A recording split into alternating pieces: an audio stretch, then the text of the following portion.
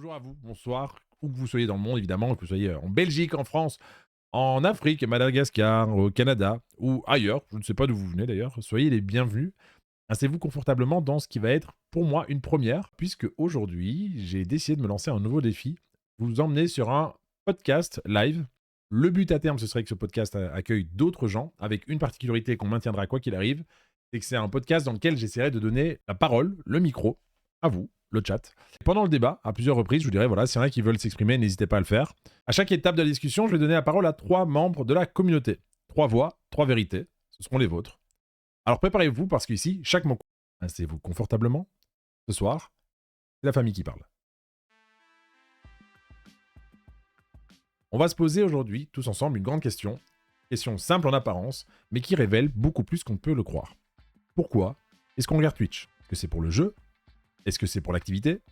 Est-ce que c'est pour la personne? Pour se sentir à sa place dans une famille ou dans un clan? Ou juste parce qu'on n'a rien d'autre à faire? Moi, c'est une question que je me pose. Parce que je pense que cette question, elle a plusieurs réponses. Et ces réponses, elles vont être différentes pour chacun. On peut avoir des a priori, on peut avoir des impressions. Et je voudrais voir si ces a priori et ces impressions, elles sont fondées. Ou si c'est surtout des préjugés. Je pense que chacun aura une réponse différente, mais j'aimerais bien voir les grandes lignes vers lesquelles on arrive. Quand vous ouvrez Twitch, vous cherchez quoi? Vous cherchez un jeu ou vous cherchez un streamer? Est-ce que vous regardez le business? Tiens, qu'est-ce qu'il est en train de mettre en place? Ou est-ce que vous regardez la personne qui est derrière l'écran? Vous attachez à la personne vraiment? Moi, un streamer, mais dans mes favoris. Et donc, quand vous n'allez jamais sur Twitch pour découvrir des gens. On est d'accord que c'est des gens que vous connaissez par un autre réseau social, que vous avez décidé de suivre, parce qu'il a fait une vidéo, parce qu'il a fait un truc. Et ensuite, vous allez le voir ensuite sur Twitch, s'il est connecté ou non. Ou si une personne de la liste de vos streamers est connectée. Généralement, je regarde d'abord les vidéos et le contenu. Ensuite, si le stream me convient, je follow. Streamer follow. Mais comment on fait pour découvrir des gens du coup? Ici, on n'en a pas dans le chat, mais il y a forcément des gens, j'imagine, qui se baladent sur Twitch à la recherche de nouveaux streamers. Ou streameuses. Moi, c'est le streamer pour sa vibes. Après le jeu. Sachant que Rust est devenu pour moi le premier jeu mis en avant. Ça reste que mon humble avis, bien sûr. On partira évidemment du principe que chacun a son avis et que il est libre d'avoir son propre avis. Moi, je pense que je regarde Twitch pour le divertissement et une forme de lien social. Alors, le lien social, on y reviendra après, c'est très intéressant. Ce sera l'étape numéro 2. Là, pour le moment, je suis du coup, on est effectivement sur le jeu ou la personne. Et le lien social et parasocial, il est ultra intéressant, donc on y viendra juste après. Une fois, donc, vous venez a priori pour le streamer. On a personne ici qui vient pour les jeux. Vous venez pour le streamer. Ceux qui streament un contenu qu'on aime bien, si on découvre qu'on n'a aucun streamer follow qui stream. C'est ça, en fait, c'est ça qui est difficile, c'est que tu découvres du coup Twitch au mieux. Quand tu découvres Twitch, tu découvres les streamers. Mais une fois que tu as exploré un peu Twitch, tu ne vas plus t'aventurer vers de nouveaux streams. Enfin aussi, on connaît un streamer via d'autres plateformes et on a envie de le voir en live. C'est ça. La façon de découvrir, il y a les raids, les autres réseaux sociaux ou les événements. Ça, c'est les façons de découvrir quelqu'un. L'animation du streamer. Si le streamer est fermé sur son jeu et qu'il ne communique pas avec le chat, c'est embêtant. Ça, c'est une problématique qui revient souvent et c'est dans les conseils qu'on donne aux streamers, surtout à ceux qui jouent aux jeux vidéo. Ceux qui font du jeu chatting en général ont moins le problème. C'est qu'il est essentiel de lire son chat et d'interagir avec. Mais il ne faut pas non plus sauter sur son chat et reposer sur son chat pour faire toute l'animation. Et les streamers, ils ne parlent pas en stream. Il y a un streamer, un viewer qui dit bonjour et d'un seul coup, ils lui mettent toute la responsabilité de l'animation sur le dos en disant « Ah bonjour, comment tu vas toi aujourd'hui? T'as passé une bonne journée? T'as fait quoi de beau de ta journée ?» Et là, le viewer qui vient pour consommer le chat, il dit bonjour par politesse, mais il vient pour consommer le stream, pardon. Mais il se retrouve à avoir la responsabilité d'animer. Alors parfois, par politesse, la personne répond « Ah bah super, j'ai passé une bonne journée, j'ai fait ça. » Et là, le streamer ne fait que répondre à cette personne-là. Et là, c'est, je pense, une bonne façon de faire fuir les gens. C'est comme les gens qui remercient les follow, ça c'est cool, mais qui parlent aux follow. T'as Zeximi qui a follow il y a 10 heures, et il vient follow maintenant. Hey Zeximi, merci beaucoup pour le follow, j'espère que tu vas bien. Tiens, c'est bizarre, t'as follow, mais tu dis pas bonjour, pourquoi? Hésite pas à sortir. Il y a des gens qui lâchent un follow, c'est parce qu'ils veulent vous suivre, c'est cool. Et forcez pas à parler. Ça, je pense que ça fait partie d'une bonne interaction avec sa communauté. C'est parler aux gens qui sont dans le chat, parce qu'eux ont envie de parler. Mais surtout, ne pas forcer les gens à parler s'ils n'en ont pas envie. Et il y a beaucoup de gens qui n'en ont pas envie. Je pense que c'est la bienveillance de la commu. Il est important quand tu arrives et que tu dis bonjour que les gens te répondent. Ça, c'est un truc qui est très agréable. Quand tu arrives sur un chat, tu fais coucou et que tu parles au streamer et que les gens disent ah, attends, il est occupé, il arrive dans un instant et que tu te sens accueilli par le chat. Ça, c'est incroyable. pense que les viewers, pour ceux que je connais, apprécient les personnes streameuses, respectueuses, sinon ils s'en vont. Ça, c'est probablement du coup lié à tes valeurs et à ton âge et à ta situation. Je pense que ça fait partie des choses qu'on partage dans cette communauté. Avoir des streamers et des streameuses respectueuses, bien éduquées, travaillées, éloquents. Mais c'est pas forcément le cas de tout le monde. Il y a plein de streamers qui sont dans un autre délire qui fonctionne. On va faire un poll, tiens. Pourquoi on follow un streamer? Je vais mettre l'ambiance, le chat, le jeu, les interactions du streamer ou un ensemble. On a pourquoi on follow un streamer. La plupart des gens, c'est un ensemble. Vous ne restez pas chez un streamer pour une raison. Mais ceux qui ont dû faire un choix, ils restent pour l'ambiance générale. Il y en a un parmi vous, 8%. Alors, on n'a pas non plus un échantillon de 3000 personnes. Mais globalement, c'est l'ambiance générale ou un ensemble. Tu restes pour l'ambiance et tu restes pour le tout. Donc, il vaut mieux avoir un truc équilibré plutôt que de se focus sur certaines choses. J'aime bien. J'aime bien. C'est plutôt cohérent avec ce qu'on aurait pu imaginer. Alors, dans les questions que j'avais préparées, est-ce qu'il vous est arrivé de continuer à regarder un streamer même quand il ne jouait plus à votre jeu préféré? Ça a déjà été évoqué par le fait que vous suivez un streamer pour ce qu'il est avant tout. Et de nouveau, je pense que typiquement, si aujourd'hui à 21h, vous êtes là en train de m'écouter alors que je suis pas sur Rust, c'est probablement que vous faites partie des gens qui ne me regardent pas que quand je fais du Rust. Ce qui aurait été intéressant, c'est d'avoir ces gens-là qui me regardent que quand je fais du Rust, mais ce sera difficile de les avoir puisque du coup, si je fais pas du Rust, ils seront pas là. Donc on est un petit peu dans une bulle qui s'auto-alimente. Troisième question, c'était si un streamer change complètement de style de contenu, est-ce que vous restez ou vous partez? Ça dépend du contenu. Moi, ça faisait longtemps que je n'étais pas venu sur ton stream. Quand j'ai appris que tu faisais un podcast, ben je suis là. Donc toi, c'est l'inverse. Changement de style de contenu et ça te fait venir. Du coup, je vous pose la question, vous qui êtes là quand il y a quelque chose de différent, est-ce que ça peut vous faire fuir un streamer qui fait tout le temps la même chose? C'est divertissant de tester d'autres manières de live, mais il faut le réussir. C'est quelque chose de très difficile, notamment pour les streamers qui sont dans une niche, dans un jeu, c'est de changer de jeu. Et ils se rendent pas compte à quel point, quand ils sont dans un jeu, ils sont capables de jouer, si par exemple ils ont 15 000 heures sur un jeu, et de parler en même temps.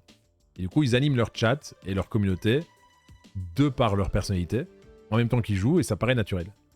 Ils passent sur un jeu qu'ils maîtrisent pas et qu'ils découvrent, ils peuvent s'effacer, disparaître dans le jeu, et d'un seul coup perdre tout l'intérêt de leur personnalité. Je parle à troisième personne comme si c'était quelqu'un d'autre, mais moi c'est quelque chose que j'ai déjà remarqué. Si je vais découvrir un nouveau jeu pour lequel j'ai pas trop d'entrain ou que je ne comprends pas, je passe de Rust où je rigole, je fais les choses, je fais le con, je parle avec mon chat, je remercie tout le monde, à moi qui suis comme ça, qui bave, et je perds mon chat, je perds mes viewers, parce que l'ambiance n'est plus là. Je trouve ça ultra intéressant comme sujet. Je pense qu'il y a plein de gens qui ont des avis différents. Et je suis content parce que du coup, ces premières questions qu'on a posées, elles nous ont dirigés vers quelque chose qui était assez naturel, du coup, le lien social. C'était mon étape numéro 2. On va parler de lien social et de parasocial. Vous savez, ce sentiment de connaître quelqu'un qu'on n'a jamais vraiment rencontré. C'est ce qu'on appelle la relation parasociale. Est-ce que c'est une force, un danger? Peut-être un peu des deux. Là encore, je vais vous demander à vous, la communauté, de vous livrer sur ces questions. Et d'abord, pour se mettre d'accord, qu'est-ce que c'est un lien parasocial? C'est quand un viewer développe un sentiment d'amitié, de proximité ou de connaissance intime avec un streamer, alors que cette relation n'existe pas dans la réalité. Ou elle est à sens unique. Le viewer a l'impression de connaître le streamer personnellement, alors que le streamer, lui, ne connaît pas ses viewers individuellement. Ça peut être problématique, premièrement, parce que certains viewers peuvent attendre plus que ce que le streamer ne peut offrir. Demander une attention exclusive, ou bien mal réagir si le streamer ne répond pas. Ça peut créer des attentes qui sont déséquilibrées. Le viewer peut souffrir si le streamer prend des distances, s'il change de ton, ou s'il arrête de streamer. Et c'est parce que certains streamers, également, peuvent exploiter cette relation, de façon intentionnelle ou non, pour encourager les dons, encourager l'engagement, de la fidélité, et parfois cela flirte avec la manipulation émotionnelle. Est-ce que vous, chat, vous avez déjà eu l'impression de connaître un streamer sans lui avoir parlé directement? I feel like I know you decently. Récupel, typiquement, alors est-ce qu'on peut parler de lien parasocial? Récupel ici a l'impression de me connaître, alors que on s'est vu pour la dernière fois, c'était il y a 10 ans. Moi je n'ai pas l'impression de le connaître, mais je dirais oui, on se fait tous une idée de ce qu'un streamer pourrait être IRL. Non, les viewers se doivent de garder une distance avec le streamer, c'est logique. Comme ceux qui s'entichent d'un acteur et qui harcèlent limite. Moi, tant que je vois pas la personne, je ne considère pas la connaître vraiment. Vraiment, moi je pense que oui. Du moins pour ceux qui sont vraiment naturels. Ils sont hors stream comme en stream. Ceux qui jouent un rôle, tu le reçois direct, je trouve, et perso, moi j'aime pas. Il y a une différence entre un streamer avec qui on interagit, un acteur ou un youtubeur, qui est toujours dans un rôle, il faut cependant pas oublier qu'un streamer présente qu'une part de lui-même. Je peux vous le dire, les streamers sont tous dans une maîtrise presque totale de leur image. Ceux qui réussissent, ceux qui percent, ceux qui font des vues, ceux qui font des tonnes de thunes, c'est ceux qui sont capables, en toutes circonstances, de maintenir le personnage qu'ils ont créé. Des gens autour desquels le monde peut s'effondrer et qui garderont le même sourire, le même aplomb, la même intonation. Et c'est ça, pour moi, c'est les créateurs modernes, c'est ceux qui sont capables de faire ça. J'avais ça avec toi quand je passais bien plus de temps sur Twitch. J'étais là H24 sur les streams, je t'appelais par ton prénom. Je sais que c'était pas naturel. Encore aujourd'hui, je te considère intérieurement comme un tonton virtuel. Je suis en sécurité ici chez toi et avec vous les viewers. Un peu trop de délivrance ici, mais ça me semble important de l'être ici. Yao qui dit, pour être sérieux, quand tu commences à être connu, ça devient difficile de ne pas maîtriser son image, surtout à l'ère d'internet. Tout devient facilement critiquable, et je parle pas de comportement déviant, mais juste de ce que tu peux dire. Et donc tu deviens une personne un peu neutre. C'est effectivement une chose qui a tendance à se produire.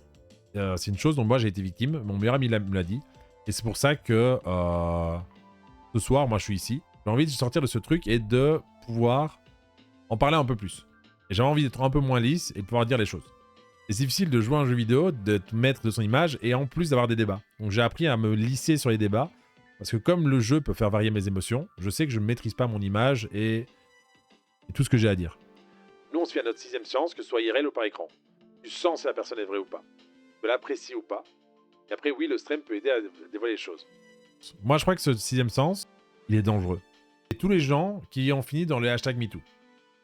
On va prendre typiquement un des plus connus, Norman.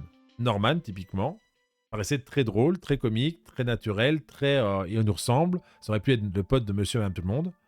Et puis, bam, le dossier tombe. On apprend ce qu'il fait.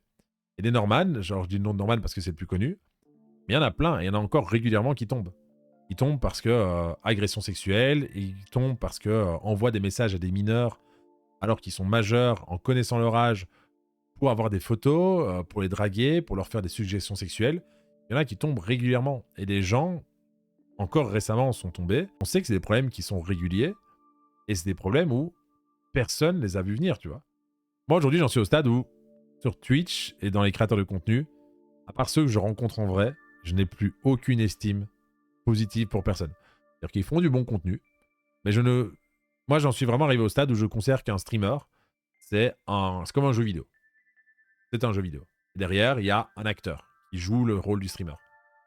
Le jour où je rencontre le streamer, s'il joue son rôle de streamer devant moi, je le connais pas. S'il se confie, il me parle de sa famille, je le vois vraiment et qu'il se détend et qu'il se confie sur ses vraies priorités dans la vie, ses objectifs. Alors là, je peux croire que je le connais.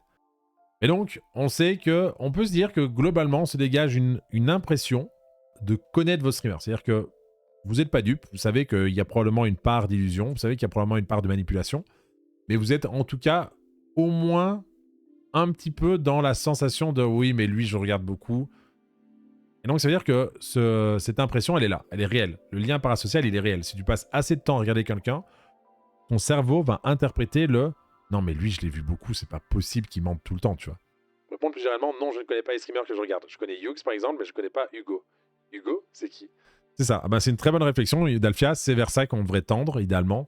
Je pense que quand on consomme du Twitch ou des réseaux sociaux de façon générale, c'est important de savoir qu'on connaît le streamer et le produit qu'il crée, mais pas la personne qui est derrière. Et pour vérifier ça, on va vous poser une question. Est-ce que vous avez déjà ressenti de la peine ou de la colère lorsqu'un streamer a ignoré ou raté votre message? Moi, typiquement, c'est quelque chose sur lequel je vais être tout à fait transparent. Il y a une pote streameuse, il y a une époque, je l'ai unfollow parce que elle m'a pas répondu à plusieurs reprises. Elle m'a expliqué plus tard pourquoi. Et à l'époque, c'était il y a 7 ou 8 ans.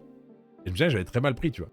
Et pour le moment, on est sur presque 50% des gens qui, oui, ressentent de la tristesse ou de la colère quand on ne lit pas leur message. Je faisais partie de ces gens. Et du coup, on est clairement dans quelque chose qui est parasocial. Mais du coup, après, on va se poser d'autres questions. Est-ce que vous pensez que c'est la responsabilité du streamer de devoir gérer, voire de limiter cet aspect parasocial, ou est-ce que ça fait partie du streaming? Entre guillemets, il ne faut pas s'en inquiéter. C'est-à-dire qu'il y a des gens pour qui ça deviendra une chose de problématique, quelque chose de pathologique, mais c'est une minorité et en soi, c'est pas un problème. Parce que du coup, on a vu qu'on était tous plus ou moins victimes de ça, pas tous de la même façon, mais on ressent des choses quand un streamer nous ignore, on peut être déçu par un streamer, on peut être blessé par un streamer, on peut s'attacher à un streamer, on peut avoir l'impression de le connaître mieux que ce qu'il transparaît. Donc ce lien parasocial, il est là, plus ou moins fort en fonction de notre maturité, de notre éveil, de la capacité du streamer à entretenir, de façon voulue ou non, ce lien parasocial. Alors c'est les modos qui doivent limiter la chose. Vous êtes deux à l'avoir dit. Le rôle des modos de mettre des limites en accord avec le streamer. Je trouve ça ultra intéressant parce que vous dites les modos. Je pense que les modérateurs, ils peuvent aider le streamer, ils peuvent assister le streamer. Et je dirais pour ma part que le streamer, il a la responsabilité de ne pas entretenir le lien parasocial. Le streamer qui joue du parasocial pour maîtriser sa communauté, il est responsable de ce qu'il fait. De la même façon qu'il y a des streamers et des créateurs de contenu qu'on juge responsables d'envoyer leur communauté pour faire du harcèlement, les streamers sont pour moi responsables s'ils manipulent émotionnellement leur communauté. Les modérateurs, c'est une couche supplémentaire de sécurité. Mais moi, j'aurais dit que les streamers sont les premiers responsables. Est-ce que nous dit les modos, ils sécurisent le chat. Le streamer dirige les modos. Et si le streamer fait de la merde, c'est le streamer. D'ailleurs, il y a beaucoup de modérateurs qui sont désolidarisés des streamers problématiques. Le streamer a une part de responsabilité, nous dit Arkhams. Il doit faire attention aux liens et de ce qu'il peut renvoyer comme sentiment. Il doit avoir une certaine barrière. C'est ça, il doit y avoir une distance. Il doit y avoir une distance et il doit être transparent sur le fait que quand il y a de l'émotion, c'est une émotion qui reste une émotion virtuelle. Alors ça peut être parfois authentique, ça peut être ses vrais ressentis qu'il partage, et dire que ce n'est qu'un fragment de ses ressentis. Dalfia nous dit, pour moi, un pote, c'est différent. Un interpote peut devenir un vrai pote. Avec Dalfia, il y a un concept, c'est les interpotes. C'est les potes d'internet. Et j'aime beaucoup ça, parce que le fait de dire interpote, ça rajoute le fait que c'est mon pote d'internet. Je l'adore, mais je le connais que du net. J'ai beaucoup d'affect pour lui, mais dans ma tête, je sais qu'il y a une barrière. Il y a une barrière de sécurité c'est ce pote d'internet. Il y a une autre dimension de la célébrité du streamer. Quand tu débutes, t'es friendly avec tout le monde. Tes premiers followers peuvent devenir de vrais potes. MrBeast qui a intégré son premier follower dans son équipe. Mais quand tu atteins un certain niveau, définir ce niveau est compliqué, tu peux pas être friendly. Tu dois une certaine distance. Et je pense que c'est quelque chose de naturel et que je reprocherais pas à un créateur de contenu ou à un streamer. C'est logique d'être plus exigeant au fur et à mesure que tu gagnes en popularité. Alors, même si c'est pas le débat, je vois ce que je veux dire. Mes meilleurs amis, je les ai rencontrés il y a 15 ans sur les jeux. 15 ans qu'on se voit plusieurs fois dans l'année malgré les 6 heures de route. Parrain, marraine, des enfants et autres. Un vrai lien bien fort qui vient d'internet. Mais un lien bien plus solide que beaucoup d'amitiés qui commencent c'est réel. C'est pour ça que l'internet est ultra intéressant pour rencontrer les gens parce qu'il te permet de découvrir, mais ça ne devient réel qu'au moment où tu rencontres la personne physiquement. Se dit, lui, avec mes meilleurs amis, on s'appelle tous par nos pseudos. Même IRL, même avec la famille, on connaît les prénoms des autres, mais ça marque le lien qui nous unit. On s'appelle par nos pseudos parce que ça paraît plus personnel. Là, on nous dit, connaître une personne uniquement avec son pseudo, c'est étrange et difficile. Le pseudo peut donner une indication sur la personne ou pas du tout. En plus, tu peux faire des approchements perso, ce serait intéressant que tu nous dises ce qui se passe dans ta tête en nous imaginant, en lisant uniquement nos pseudos. Le pseudo peut être une forme de protection de la personne qui permet d'être plus soi ou un moyen de combattre une forme de timidité. Moi, ça a été clairement pendant une époque. Il y a une question que je me pose, c'est quand vous venez sur Twitch, pourquoi est-ce que vous venez sur Twitch? Vous venez sur Twitch, regardez des lives, mais pourquoi est-ce que vous regardez votre live sur Twitch et pas sur TikTok? Et qu'est-ce qui fait que vous voulez venir sur un live plutôt que sur YouTube? C'est pour voir quelqu'un en direct pour qu'il soit authentique, ou c'est pour cette interaction que vous pouvez avoir avec lui? La facilité d'accès. Twitch se veut plus accessible. Québec nous dit les interactions en direct. Pourquoi les interactions en direct sur Twitch plutôt que TikTok? Est-ce qu'il y a une raison ou c'est juste par usage, Québec? Moi, j'avoue que je viens sur Twitch quand j'ai envie d'avoir de l'interaction. Je vais répondre personnellement. Quand je veux parler avec quelqu'un, Twitch. Si je veux mettre quelque chose en mode radio, Twitch. Si je dois regarder une vidéo et que je veux passer un moment un peu comme à la télé où je veux que ce soit le plus qualitatif possible, YouTube. Parce que sur Twitch, il y aura toujours un temps mort, il y aura toujours un AFK, il y aura toujours un petit couac. Et ça fait partie du charme de Twitch pour moi. Alors que quand je veux regarder une vidéo bien montée sur Rust, je vais sur YouTube. Ramiro lui dit l'interactivité, le live. Se sentir exister, je dirais au sens large. Et qu'est-ce que vous aimez le plus dans le format live que vous ne retrouvez pas ailleurs? Du coup, c'est les interactions, hein, je pense que vous l'avez dit, les interactions avec le streamer, les interactions avec la communauté et la réaction de tout le monde, autant le streamer que le chat. C'est vrai que c'est quelque chose d'assez marquant, en particulier chez les gros streamers. C'est quand vous avez quelque chose qui se passe sur le live et que d'un seul coup, vous avez tout le chat qui s'enflamme, par exemple, qui rigole en même temps.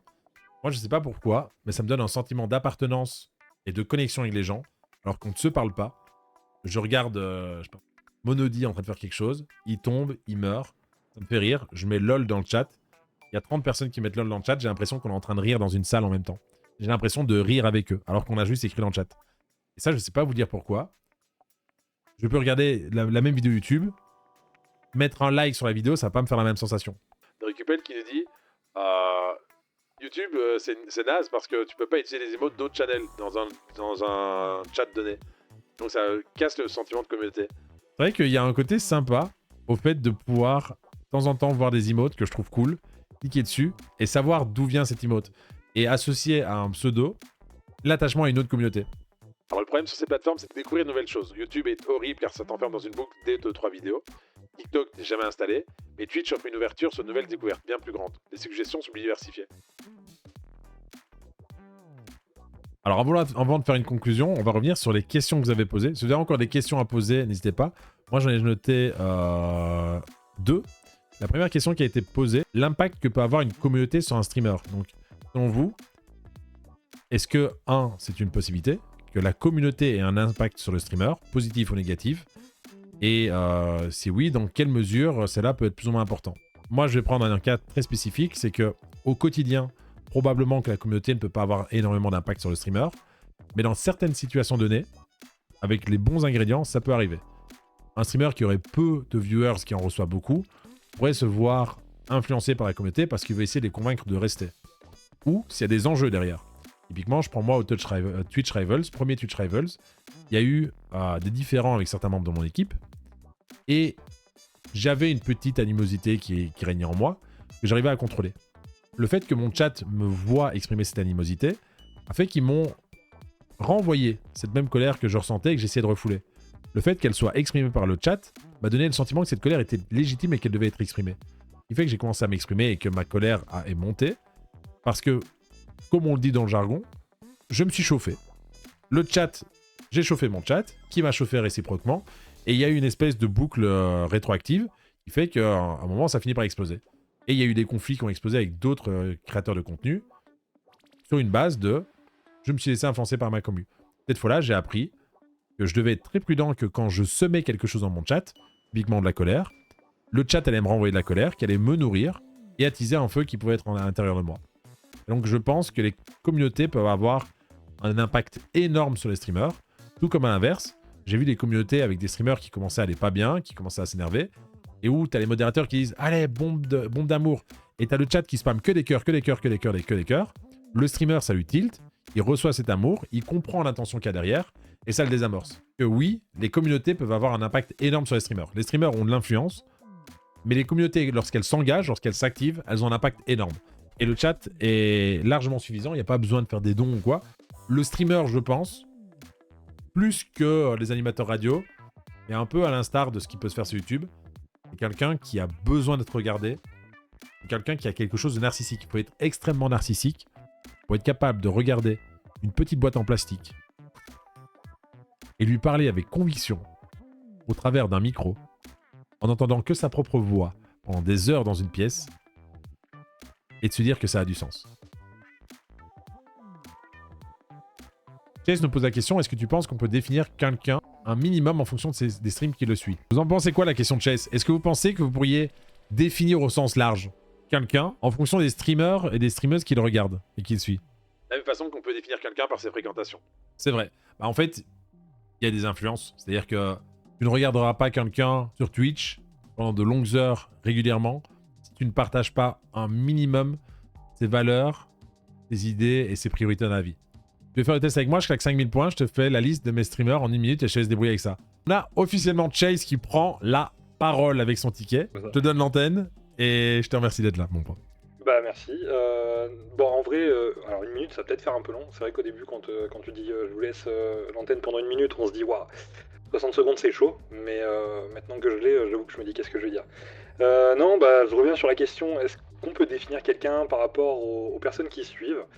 Moi j'ai tendance à dire que oui, parce que alors j'ai une vision un peu simpliste des choses, mais je me dis que les gens bien suivent des gens bien, et que les gens qui ont un mauvais fond suivent des gens qui ont un mauvais fond.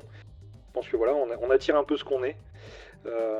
Et du coup, bah voilà, j'aurais aimé savoir ce que les gens pensent. Je vais dire une bêtise, hein, mais si je prends par exemple la liste de streamers que je suis, je vais en citer quelques-uns comme ça. Bon, forcément Crowley, mais ça c'est parce que Rust avec toi, tout ça. Mais est-ce que, en suivant du Tonton, des trucs comme ça, du JBZ, Mintos, alors je drop des noms comme ça un peu au hasard, du AlphaCast, tout ça. Est-ce que les gens, du Humility par exemple, parce que voilà, la France, Dofus, est-ce que les gens arriveraient à se dire, si on est quelqu'un, on va dire avec qui ils s'entendraient ou pas? Après voilà, c'est un peu simpliste comme truc, mais voilà. Donc merci en tout cas de m'avoir reçu. Et je pense que effectivement, s'il y a des streamers engagés dans des causes, dans des combats au quotidien et qu'ils ont des prises de position politiques, puisque à partir du moment où on est dans un groupe, on est politisé. On est politisé pas dans le sens élection, mais politisé dans le sens où on fait partie du peuple. Quoi qu'il arrive, les streamers s'expriment. Et a priori, si vous regardez très régulièrement des streamers qui partagent des avis et des prises de position politiques et des idéaux, si vous les regardez, c'est probablement que vous partagez ces idéaux. Et donc, il y a de fortes chances que si vous avez des streamers en commun avec d'autres personnes, dans les grandes lignes, vous ayez la même ligne de conduite. Mais ça veut dire que vous êtes au moins dans la même orientation d'idéaux. J'aime bien la réflexion. Je pense qu'on ne peut pas juger quelqu'un à ses follow sur Twitch, mais on peut se faire une idée, une approximation de, a priori. Dis-moi qui tu fréquentes, je dirais qui tu es. En fait, dis-moi qui tu fréquentes et je te dirai qui tu tolères, tu vois. Et en sachant qui tu tolères, je peux avoir une idée de qui tu es. Mais c'est une idée de qui tu es. La question qui m'a été posée, c'est que penses-tu des viewers en tant qu'individu ? Immanquablement, les gens qui sont réguliers dans le chat, je connais leur pseudo et j'associe à leur pseudo des prises de position, des façons de s'exprimer et une espèce d'étiquette de jugement de ce que je pense d'eux. C'est une étiquette dont je ne suis pas dupe. Je sais qu'il y a des gens qui jouent un rôle dans le chat. Je sais qu'il y a des gens qui se veulent un peu provocateurs, je sais qu'il y a des gens qui se veulent un peu moralisateurs, je sais qu'il y a des gens qui viennent pour se défouler, mais je sais qu'un pseudo, le pseudo, c'est votre personnage à vous. Et je sais que votre personnage, il a une forme de constance. C'est-à-dire que la personne qui vient pour troll, elle vient en général pour troll régulièrement. Et donc je sais que son pseudo, il va y avoir derrière une connotation rigolote, parfois un peu provocante. La personne qui a tendance à se confier et à s'ouvrir à moi, et qui a tendance à être un peu plus fragile, je sais que c'est quelque chose qui va lui être attaché, que c'est quelqu'un à qui je dois faire attention. Donc en fait, je ne pense rien de mes viewers, je vous vois comme des éléments de ma pièce de théâtre. C'est-à-dire qu'ici, on est en train de partager un moment qui est un moment construit autour d'un podcast. Et je sais que certains parmi vous vont interagir de différentes façons. Et pour moi, vous avez un rôle, et de la même façon que moi je suis streamer et que je sais que je ne suis que partiellement authentique, je sais que vous venez vous livrer, plus ou moins. Alors ceux qui se livrent beaucoup, je fais attention à ne pas tomber dans moi-même dans le parasocial de trop leur donner d'importance ou de trop donner d'importance à ce qu'ils font pour pas nourrir ça, parce que ça peut être malsain. Même si j'ai tendance à laisser la place à ceux qui ont besoin de s'exprimer parce que je sais que ça peut être une échappatoire. Mais je ne pense rien de mes viewers. J'apprécie ce que vous apportez, mais je suis pas dans le jugement. On va vous laisser une dernière question dans laquelle vous pouvez répondre brièvement. Pourquoi est-ce que vous arrêtez de regarder un streamer ou une streameuse ? Alors, dans les questions, dans les réponses qui pourraient me venir, choisissez celle qui vous convient ou proposez-en une autre. On pourrait partir parce qu'on se lasse d'un streamer ou d'une streameuse. On pourrait partir parce qu'on est déçu, peut-être par son contenu, peut-être par ses propos, sa personnalité, par son évolution, par sa communauté peut-être, même les choix de gens qu'il laisse s'exprimer. On pourrait imaginer qu'il y a un streamer que vous regardez, il y a de nouveaux gens, une nouvelle vague de gens qui arrivent, ces gens sont désagréables, vindicatifs, il les laisse s'exprimer, il les accepte et que ça vous fasse fuir, je sais pas. Est-ce que vous avez déjà arrêté de regarder des streamers et des streameuses et si oui, pourquoi ? Moi, je regarde des lives avec énormément de monde et quand je commentaire, on me répond jamais. Du coup, des fois, c'est relou et je lâche. C'est agréable quand il y a moins de monde aussi. Pourquoi est-ce qu'on choisit un streamer plutôt qu'un autre ? La taille du chat. Parce que savoir que tu viens sur un stream à moins de 100 personnes et que tu peux parler, fait probablement plaisir. Le fait de savoir que vous allez être lu, il y a moins de monde. Et Ninitom va prendre la parole. Ninitom, bienvenue. Bonsoir. Bien le bonsoir à toi. Comment vas-tu ? Ça va. Oui, donc la question, non, le pourquoi on quitte un streamer, une communauté ou autre chose. Moi j'ai une idée en tête, alors je vais pas nommer le streamer, mais par exemple le fait de prendre parti sur différents sujets, que ce soit politique ou autre, et que ça n'appelle pas de contradiction ou de débat. C'est-à-dire que moi, si tu veux, je suivais quelques streamers qui ont pris parti sur différents sujets politiques. Ça me pose aucun problème. Je suis un garçon de débat, j'ai toujours adoré le débat, donc j'ai aucun souci avec ça. Mais si tu veux te faire, pour certains viewers, te faire pourrir sur un stream parce que tu es plutôt de telle ou telle orientation politique, mais sans que tu puisses en fait juste répondre aux choses. Voilà, c'est une des raisons pour lesquelles il y en a 2-3 que j'ai tiré de la liste parce que Parce que même sans être de ce côté-là de la barrière, je trouve ça moche, si tu veux, le principe de vous êtes tous des cons parce que vous votez pas ou vous ne faites pas les choses correctement, mais il n'y a pas le débat après, il n'y a pas le voilà pourquoi je suis pas d'accord, et il n'y a pas ce que tu es en train de faire là par exemple ce soir, c'est de dire on va inviter des gens, on va en parler, on va donner des points de vue un peu de tout le monde, et puis après tout le monde fait sa synthèse et croit à ce qu'il veut croire, mais au moins il y a une réelle réflexion. Nini Tom, du coup, qui nous dit, lui, ce qui peut influencer capacité à quitter un streamer, c'est le fait que le streamer ne laisse pas l'ouverture au débat. C'est intéressant, a priori, si vous êtes là ce soir, c'est que vous aimez les débats au moins, ou vous les tolérez. Perso, niveau expérience, je parlerais d'un streamer que je trouvais très sympa au début, j'ai vite déchanté. Personnage hautain, qui n'aime pas expliquer des trucs aux nouveaux, a toujours tout vu, a tout fait. Moi j'aime les gens simples qui me donnent le sourire et qui nous font passer un bon moment en passant eux-mêmes un bon moment. Du coup, pour Chase, ce serait la déception sur la touche humaine. Nini Tom, du coup, lui nous disait, ce serait la capacité ou non à laisser la place au débat. On peut vouloir apprécier la tolérance dans notre chat. Moi, c'est une chose que j'apprécie et je peux comprendre effectivement que vous la recherchiez, vous, en tant que viewers. Il a tout dit, je suis d'accord avec ce qu'il a dit. On a pensé que Twitch est une plateforme où on peut réacter et débattre. En fait, tant que ça reste respectueux et que tu émets ton opinion en disant « elle m'appartient, voilà ce que moi je pense », je pense que ça devrait être au moins accepté par les autres comme quelque chose qu'ils ne comprennent pas. On a donc parlé de pourquoi on vient, mais on a aussi parlé de pourquoi on reste et pourquoi on choisit Twitch. Il est temps de rassembler ces vérités et pour la dernière fois, vous allez pouvoir vous exprimer en donnant vos propres conclusions sur ce que vous avez vu, lu et entendu ce soir. Pour ma part, je dirais que le résumé de cette soirée, c'était que on vient sur Twitch au départ par curiosité. On y vient par un autre média. On y vient parce qu'on nous en a parlé, on y vient parce qu'on veut découvrir un jeu vidéo, on y vient parce qu'une chaîne YouTube nous l'a recommandé. On vient sur Twitch un peu par hasard. On ne sait pas où on met les pieds quand on débarque sur Twitch parce qu'il n'y a rien qui est comme Twitch. Et puis on reste sur Twitch parce qu'on tombe par hasard ou par recommandation sur un streamer, sur une streameuse. Et l'ambiance, le feeling général nous donne envie de rester un petit peu plus longtemps que prévu. On finit par lâcher un follow et on a envie de revenir. Et ce qui nous donne envie de revenir, c'est le streamer, c'est ses idées, c'est ses positions, c'est éventuellement sa communauté, c'est tout le lore qu'il peut nous apporter, et c'est tout ce que son chat aussi peut échanger avec nous. Au final, il y a un lien social, voire parasocial qui s'installe, et l'essentiel, c'est d'en être conscient. Conscient qu'on est tous dans une grande pièce de théâtre, en train de jouer à des jeux vidéo, ou bien de explorer le monde dans des streams IRL, ou faire de l'art, ou faire de la peinture, de la musique, que sais-je. Quoi qu'il arrive, en tout cas, ce lien parasocial, même s'il est là, il n'est pas forcément malsain, tant qu'il est bien géré. Et s'il y a d'autres plateformes qui proposent des lives, il n'y en a aucune qui le fait comme Twitch. Que ce soit son sentiment de communauté avec ses emotes, ses badges, ses pseudos qu'on retrouve dans le chat régulièrement. Il y en a peu qui ont été capables de créer des plateformes aussi attachantes que Twitch. Il y en a beaucoup qui font des chiffres plus gros que Twitch. Il n'y en a aucun qui nous donne autant envie de revenir qu'ici. Et je crois que la raison pour laquelle on vient chez Twitch, c'est parce que chacun est capable de créer sa propre auberge, sa propre petite cabane au fond du jardin dans laquelle il accueille ses viewers, sa communauté. Et finalement, c'est pas parfait, mais ça nous plaît, et moi ça me plaît beaucoup.